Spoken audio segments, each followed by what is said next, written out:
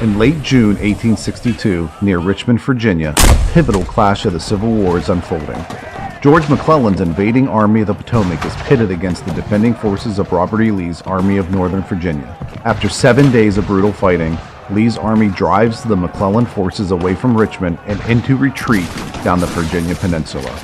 As a result of the battle, the Army of the Potomac suffered nearly 8,000 wounded, with more than 1,700 soldiers lost. These losses are unacceptable to Dr. Johnathan Letterman, and he vows to make changes to the Union Medical Corps. Known as the father of modern battlefield medicine, Letterman's work would go on to prevent thousands of battlefield deaths.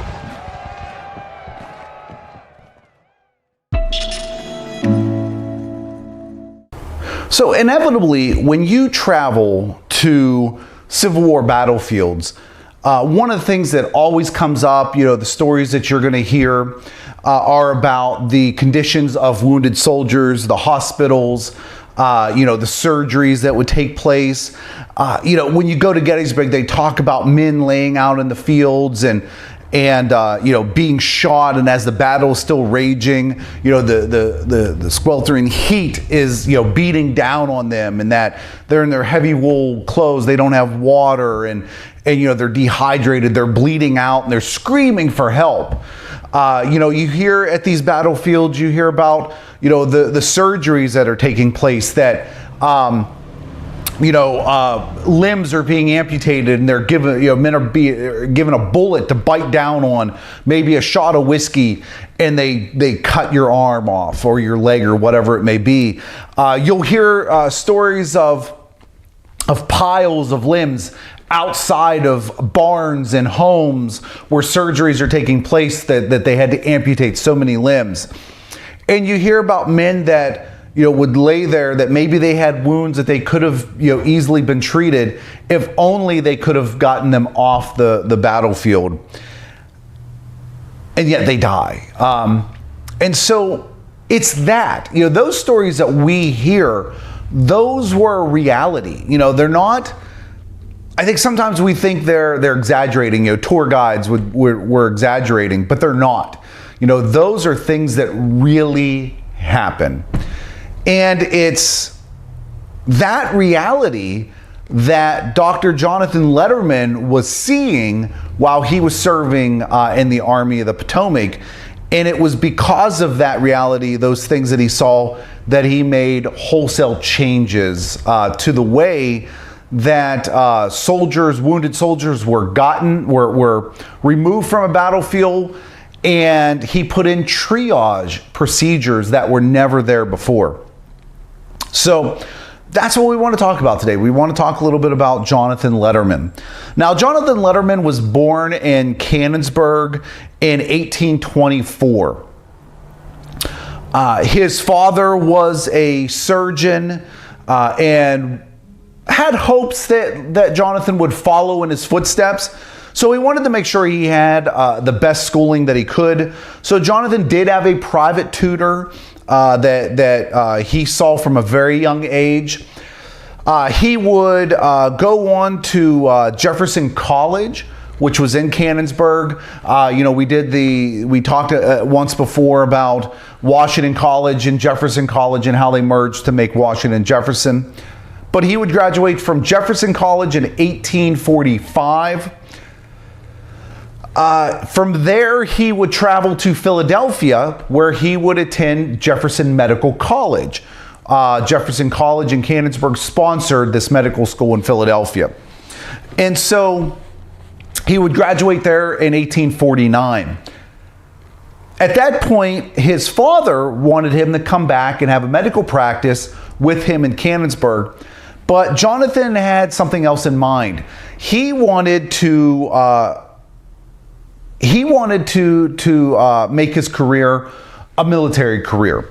He wanted to enlist in the Army, and he did. So almost immediately after graduating in 1849, he began his service as an assistant surgeon in the Army.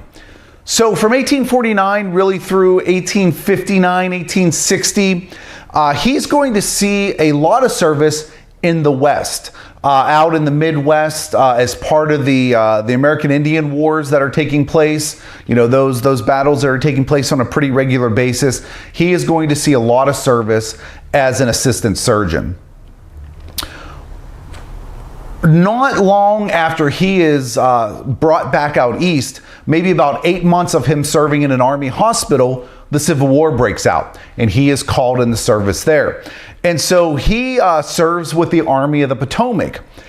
And it's during the first year or so of the Civil War that Johnathan is going to see the, I don't want to say atrocities, but the conditions, these horrible conditions that are taking place on battlefields. The standard procedure with the first year of the war is that the soldiers would remove their fallen comrades, that they would go back out and remove them. But that's leading to even more casualties as they go back out to remove these men from the battlefield. And so it sometimes is days and days of men laying out on the battlefield wounded, not being able to get any treatment. And that's one of the first things that Johnathan notices. I mean, the Civil War is war on a scale that we had never seen before, with wounds and injuries and to a degree that we weren't used to. Weapons were improving, and so the damage caused by them is much more extreme than what they were used to prior to the Civil War. And so it's really in August of 1862, August 29th and 30th, the Battle of Bull Run. It was after he was promoted to medical director of the Army of the Potomac. So he is the head guy now, that he sees things. He starts making changes, I guess I should say. And it's really after the Battle of Bull Run, Second Battle of Bull Run in late August of 1862, that he starts making wholesale changes. And it's because he saw in that battle that there were wounded soldiers left on the battlefield for 8 days before they could receive treatment. And to him, that was ridiculous.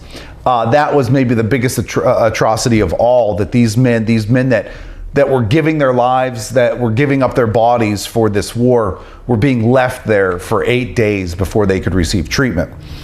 And so one of the first things that he does is he institutes an ambulance corps. So, as I said, prior to this, it was up to the men to remove their fallen comrades. But he creates this ambulance corps. And it is tested for the first time only a few weeks later at the Battle of Antietam. What is that, September 17th, I think, of 1862? And so it receives its first test. He puts it into use. And within 24 hours of the battle, this ambulance corps is able to remove both Union and Confederates. I think it's like 23,000 men from the battlefield. Not 8 days, 24 hours they are able to remove the wounded. And it consisted of a corps of men that were in reserve, and also some officers that would go out to remove the bodies. And they were using 2- and 4-wheel carts to go out, put the bodies on them, put these wounded soldiers on them, and bring them back. And so within 24 hours, again, 23,000 men they're able to remove from the battlefield, which is unheard of. This was something that no one had seen before. And so he's refining his process now. He sees that this is working, but now he's got to develop this triage system, because there's nothing really in place. There's some field hospitals, back away from the battle, and there's, the Army hospitals that are, way back from the battlefields. And that's really the only system. So try to get them to the field hospitals, then try to get them to the larger, long-term hospitals. But in between, there's nothing. So you have men that are just laying out there, dying, outside these hospitals, dying with no care, because there's only so many surgeons. And so he develops a triage system. And so the first thing would be a small camp outside, just off the battlefield, where wounded soldiers could be taken and bandages could be applied, things to try to stave off bleeding out. So nothing major, maybe a little bit of suturing, but nothing major, not surgery. These were basically your first medics. And so the wounded soldiers would be taken off and they would receive an initial treatment just to stop bleeding for the most part. They were also assessed on where they should go. Then they would be taken to field hospitals that were closer to the battlefield. They would be behind the lines. Maybe they would take over a barn or a house, but they weren't a mile away. They were a few hundred yards away, where they would be taken to these field hospitals where they were assessed. And so it was at they would be put in an order of who needed to be seen the soonest. But because of the treatment they had received at these little triage centers, they at least had bandages where they weren't just going to bleed out immediately. And so it was at the field hospitals that you would have surgeries that would take place. Now, if there was anything incredibly major, they would do their best that they could and then send them on to the larger hospitals that were, miles and miles away, in towns where they could receive, long-term care. But they would receive, there was surgery, there was amputations, whatever it may be. They would receive the care they needed. But then they would go to the larger hospitals to recover. So they're not going to be staying around at these field hospitals. They would have time to actually recover. And this proves to be extremely successful. The survival rate nearly doubles after this is put in place. And it is so successful that in 1864, it's adopted as standard procedure for the Northern Army. The Southern Army learns a little bit from what Johnathan is doing as well. Men that received care, because they would take Confederates sometimes and treat them, were going back and saying, holy cow, you should see what they're doing. And so some of his procedures are implemented in the Confederate Army as well. But it changes battlefield medicine.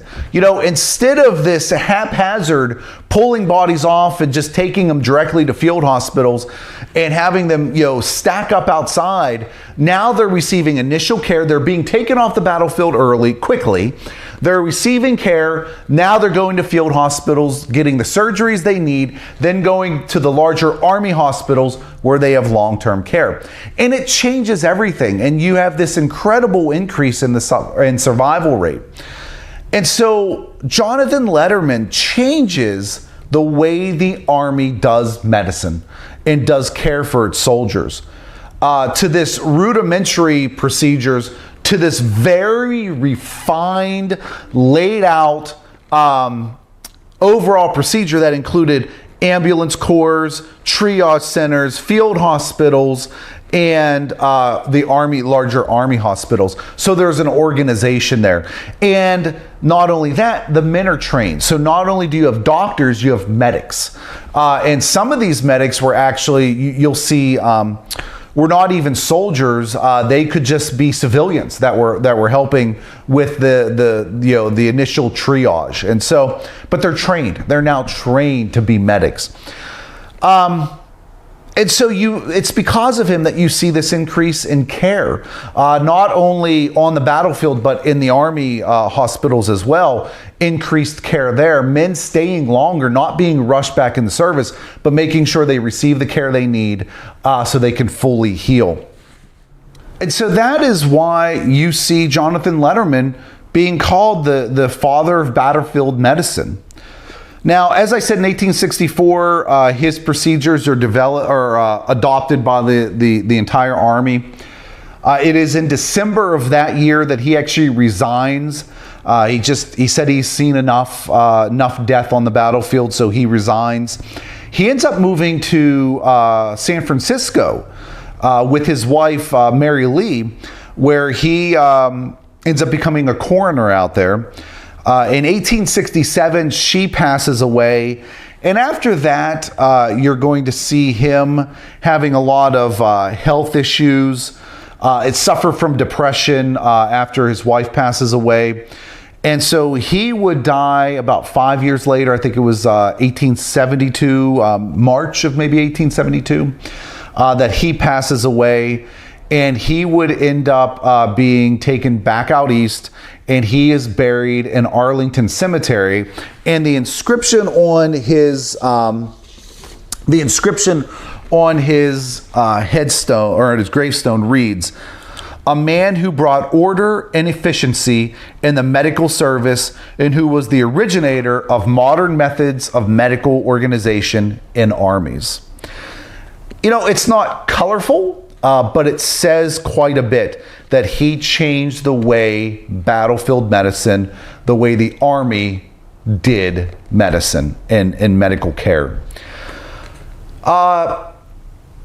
In honor of him, the U.S. Army named their hospital in San Francisco at Presidio, the Letterman General Hospital. It is no longer there, actually. It was torn down in 2002. But I think probably the I